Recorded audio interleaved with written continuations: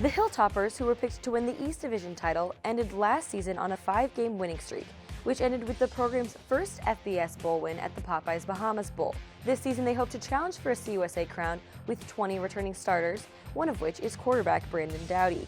Dowdy, CUSA's 2014 MVP and Sammy Baugh Award winner, led the FBS with over 4,800 passing yards last season and threw a CUSA record 49 touchdowns. He is feeling confident this year in continuing that success, with 4 of his top 6 targets from last year returning, as well as running back Leon Allen, who ran for over 1,500 yards last season. Although the Hilltoppers went 8-5 last year, the defense allowed more than 30 points in all games but 4. WKU head coach Jeff Brom says both the coaches and the players understand they have a lot to improve on defense for this year, but have been working hard since last season ended and plan to be better. We've tried to identify exactly what we needed to do to make that happen. Our guys have bought in, they've worked hard. Like you said, we have had guys get experience throughout the way, so we're looking forward for those guys to emerge into playmakers, to enjoy flying around making plays, because I think in order to win at a high level, you've got to have a great defense, and we need to get better. Next, we have last year's CUSA champs, Marshall. The Thundering Herd finished last season 13-1, losing only to WKU by 1 point in overtime. They topped off their season with a 52-23 victory in the Boca Raton Bowl against MAC champion Northern Illinois. They also finished the season as the only FBS team ranked in the top 20 nationally in rushing offense, finishing 8th, as well as passing offense, finishing 17th. Although Marshall lost 3 big players on offense, quarterback Rakeem Cato, center Chris Jaspers, and wide receiver Tommy Schuler, they do return 5 offensive starters, including last year's breakout running back Devin Johnson. Johnson ran for more than 100 yards in 10 different games last season and finished the season ranked 5th nationally in average yards per game. The converted tight end led CUSA with over 1,700 yards, including 7 runs of 50 yards or longer, and chalked up a total of 17 touchdowns. Head coach Doc Holliday is 23-5 the past 2 years and looks forward to continuing the success and becoming conference champs once again with the leadership from this senior class. We have a group of seniors right now that have to play their best football, from the Keith Baxters to the Evan McKelveys to the DJ Hunters, and on offense we don't have a lot of seniors. We got a couple, with Clint Van Horn and Sweet, our Swedish left guard there. So it's just important that any time that you're an older player and you're a senior, and it comes your turn, you have to play your best football, and teams that end up being great teams, that's what happens with their senior class. Next up, Middle Tennessee. The Blue Raiders finished the season at an even 6-6 overall and 5-3 in conference play. The team returns 4 starters on special teams, as well as 8 starters on both the offensive and defensive sides of the ball. On the defensive side of the ball, keep your eye on safety Kevin Byard. Last season, Byard had 66 tackles and led the conference with 6 interceptions, giving him 15 picks in his career, more than any other FBS player. In addition, he had 4 pass breakups, 2 forced fumbles, and a blocked kick.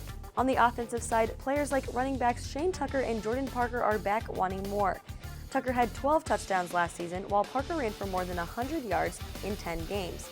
Even with the high stats last season, head coach Rick Stockstill says this year the run game will be even stronger. Going into last year, all of our backs, all top 5 of our backs, were coming off season surgeries, whether it's a shoulder, a hip, a groin, a knee, whatever it was, they all came off surgeries, and I never felt last year that any of them were completely healthy.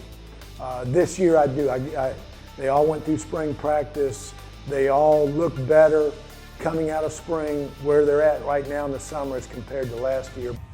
Charlie Partridge begins his 2nd season with the Florida Atlantic Owls after losing several one-score games last season and finishing 3-9. Senior quarterback Jaquez Johnson is one of 6 starters returning on offense, and he looks to piggyback off his last year's performance. He ended the year with over 2,200 passing yards and 17 touchdowns, in addition to 513 yards on the ground, finding the end zone 7 times. On defense, leadership will come in the form of senior quarterback Cravon LeBlanc. He led the team last year with 71 stops and tops all returners with 2 interceptions, one of which he turned into a touchdown. Coach Partridge says in order to turn the tide from last season and come out with a winning record, the Owls just need to be patient. Well, I think we need to stay the course. That is the one thing that, as of late, Florida Atlantic needs stability. And as the stability is built here and the culture is laid, this can be a premier program. And this is a program that we can build with a solid foundation. It's almost hard to see where the ceiling is.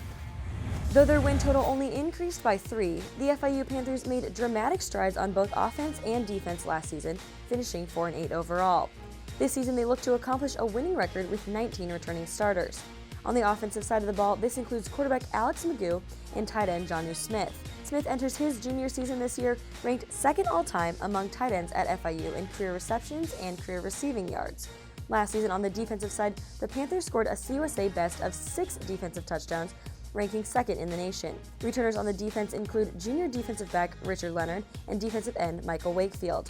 Head coach Ron Turner says the key to success this season is finishing games. We won 4 last year, but we lost 4 all in the last minute to minute and a half of the game by 3 or less points. 2 of them we had the lead, and didn't stop people, tied us, and then we turned the ball over. One on a kickoff return, another one trying to make a play in the passing game, got an interception, a kick game, winning field goal. So we need to learn how to finish those games, and I think that comes from experience, that comes with confidence, and I think our guys are gaining that confidence. The Monarchs of Old Dominion finished their first season at the FBS level with a record of 6-6 after finishing the season with 3 consecutive wins and posting wins over CUSA Bowl teams Louisiana Tech and Rice. Even though they are returning 8 starters on offense, one key player they will be missing is former quarterback Taylor Heineke. But redshirt freshman Schuler Bentley is ready to step up, and coach Bobby Wilder says he is ahead of where Heineke was as a freshman because of what he was able to learn from him last year. He will also have help from last year's CUSA Freshman of the Year, running back Ray Lowry. Lowry rushed for an Old Dominion single-season record of 947 yards and 16 touchdowns, which tied for 3rd in CUSA. This young Old Dominion team will be bowl eligible this year if they win enough games, and Coach Wilder says that has added extra motivation. I really like this team. They're young, but they're enthusiastic. They've had a phenomenal summer. The way they've worked together, they're hungry, and there's that added incentive at Old Dominion that this is our first opportunity to go to a bowl game. This is our time right now to do it, and a lot of programs don't have that. A lot of programs have been playing for 20, 30, 50, 75 years. We're a brand new program, so our kids see that, and there's a lot of motivation to win now and go to a bowl game this year.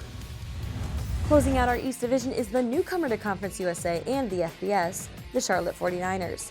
After debuting the football program 2 years ago, the team played in 2013 and 2014 as an FCS independent.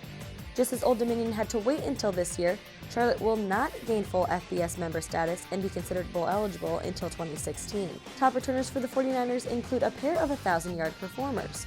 The first, running back Khalif Phillips, who rushed for over 1,400 yards and 20 touchdowns last season, and the second, slot receiver Austin Duke, who had over 1,300 receiving yards. Head coach Brad Lambert is excited for his team's first season in CUSA and feels like their way of playing will fit right in. Well, you'll see an up-tempo, hard-playing football team. We like to play fast and play physical, and so we've had a chance as a startup to establish the way we want to play, and I think we've got that done in the first 2 years of existence. And so when you come out and watch us play, it's going to be exciting. It's going to be up-tempo, and we're going to try to play as fast as we can.